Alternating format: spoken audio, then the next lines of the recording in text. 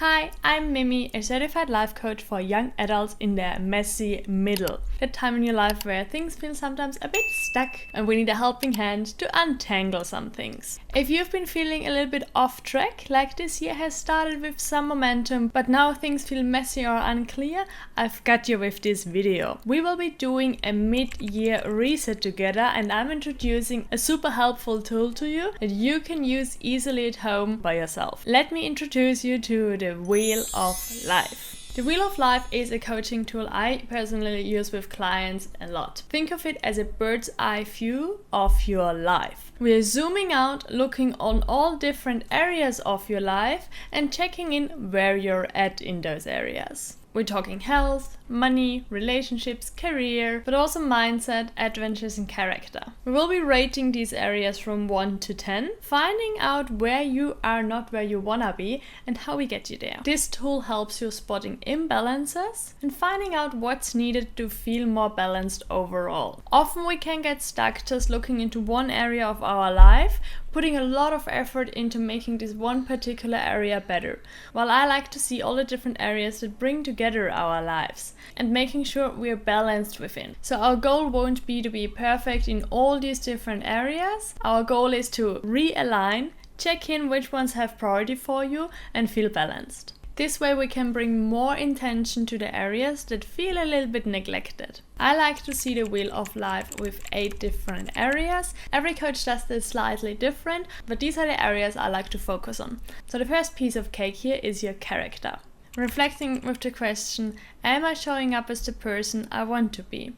Now, find a percentage from 0 to 100, how fulfilled you feel in the life area of your character. And I'm gonna do this example with you, using a coachee I've been working with lately. And for her character, she gave 65%. So she was 65% satisfied, showing up as the person she wants to show up as. Our next piece of cake or pizza slice here is friends and family. I've got some reflection questions for you here as well. To reflect on how satisfied you are with friends and family and those relationships around, ask yourself, who in my circle gets me and who drains me? And maybe also just reflect a little bit on the relationships. Why are some of them nourishing to you? Why are some draining? And why are these relationships in your life?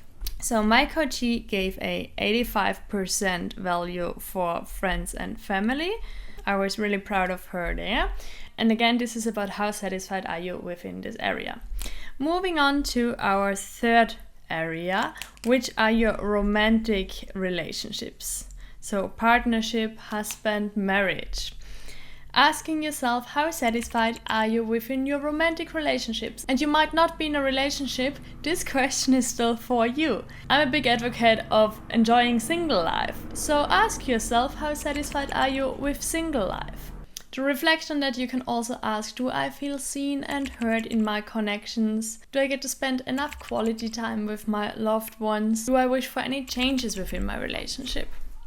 My coachee gave a 75% value for relationships, which again is a really good value, I'd say. Now we're getting a little bit more professional here. We are talking about career. So our fourth area, and already half of the wheel, is our career. Asking yourself to reflect on how satisfied you are with your career, with your professional being. And this often comes back a lot to your core values. We can touch base on that in another video. But in our career, we most likely feel fulfilled if we get to fulfill our core values. So asking yourself here, what am I contributing to with my work? Do I feel seen and heard in my workplace? What am I working towards to in the future with my workplace? How is my work aligning with the rest of my life? And this was one of the areas my coachee 100% wanted to work on. She only gave 75%, indicating that she's probably quite unhappy with some circumstances at her workplace. Let's move into our next pizza slice, your health. Your physical and your mental health. Checking in with yourself on both sides. Physical health and mental health. How fulfilled are you within this area? A reflective question can be, how do I feel in the morning when I wake up? Or how energized am I throughout the day? Do I know how to take care of myself? maybe even reflecting how often have you been sick within the past 6 months. In this area, my coachee gave 70%, which is really good. She explained it as giving a huge percentage for her physical health and a still average percentage for her mental health, but definitely something she wanted to work on, and that's also one of the reasons why we did this mid-year reset. Let's continue here. I love the next area, which is finances. Yes, big one for most of us, and 100% also a topic I want to touch base on soon. A money mindset incoming, reflecting on your finances. And here I really encourage to not just check in with yourself, how aligned you feel with your finances, but to actually look into your bank account. Look into what's coming in, what's going out, and what are your goals like, and maybe finding a simple structure around that, how you're managing your finances. Because the thing is, you don't need to be rich to feel fulfilled in a financial area. Often it can just help having it organized and managing your finances. But again, if you're interested in money mindset and finances, make sure to subscribe to my account. I have a lot of content coming on this specific topic. Now checking in, how fulfilled are you with your finances? Remember, you don't need to be rich. We also don't want to be poor. But how fulfilled are you with where you're at in your life? And that was another one from my coachee where she gave just 40%, fully understand, and we might already see it might be connected to that career part of her life where she only gave 35%. Now the 7th area is adventure, one of my personal faves as well. And with adventure we mean travels, joy in life, how you spend your days off, having a little bit of play and exploration. How satisfied are you with that in your life? A question you can ask yourself here is, do I actually enjoy discovering new places? And then also listen closely to the answers in that. It might come up, yes. It might come up, no, I'm scared of it. And being scared often is an indicator that you would enjoy it, but you need to overcome something else first. And this can bring us a lot of fulfillment in this adventure area if we actually overcome some stressors and anxieties. My coachee, she's a traveler, and she gave me 90% in the adventure area, which I love for her and I love for anyone. As mentioned earlier, adventure is such a big one for me as well, so I was really stoked for her to give such a high number here. Last but not least, we're looking at your living space and your environment, and with that I mean everything material around you. Where do you live? How do you live? Do you enjoy the neighborhood you're in? Is it close to your workplace, your family, your friends? What is your physical environment looking like, but also does it support your growth and gaining clarity? So environment, my coachee gave a 85% score, which is awesome. Being 85% fulfilled with your environment is a big step into the right direction. Very often we can create things in the outside and then we'll grow towards them on the inside. Alrighty, so this is how we have all the pieces of cake together, or all our pizza slices together, and then we are looking at it and we can start drawing out these single areas. So you're gonna take a pen and you start drawing these single areas to kind of get a visual idea of how fulfilled you are in each single area. Now that we see some highs, some lows, this is just to take you neutral. We're not gonna judge it here yet, because our next step is that we rate each area in priority.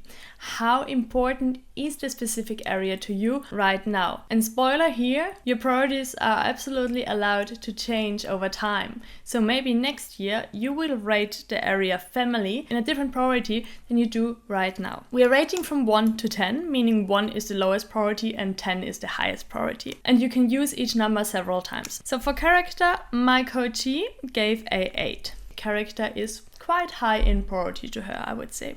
The next one was friends and family, where she has 85%, and there she gave me a priority 7. For relationship with 75%, she gave me a 7 as well, which I understand, personal relationships. Then we had career, and with career she said it is a 9 to 10 to her. So we had 35% in career and a 9 to 10, indicating that this is definitely an area we need to work on. And maybe it has a priority of 10 because she's scoring quite low in her her career at the moment. So this is an area where she puts some priority onto and is like, I need to get this sorted. Next one was her health with 70%. She said it's just a 6 for her, not as important. Finances with 40% was a priority of 8. So quite important as well. And then with adventure, she said overall it definitely also has a priority of 8. And with environment, it has a priority of 6 to 7 to her. So this way we can see which are the areas super important to us, but we feel quite unfulfilled. And this is where the gap is the biggest and where we can feel the biggest shift if we send our energy and awareness there. Our next step was to look onto that cake and actually acknowledge what's there already. We had a conversation of 5 to 10 minutes about everything she has achieved yet and how she's come to, for example, 90% in adventure. And what are the strategies for her to score that high in a certain area. At this part of my coaching session, I always try to work with the resources the coachee is bringing with. And so we just reflected on everything she did to score high in these areas, to be fulfilled, to feel happy about it, because these are also the skills she will be able to leverage from to bring the score up in the lower rated areas. The next step for your mid-year reset is to look at the one single area which you rated the highest in priority but scored the lowest in satisfaction. In our example here, that clearly is the career part. And for each one of these 8 areas, I then have some reflective questions so they can figure out how to address this issue. And the best part is you will get these questions too. There is a link in my show notes here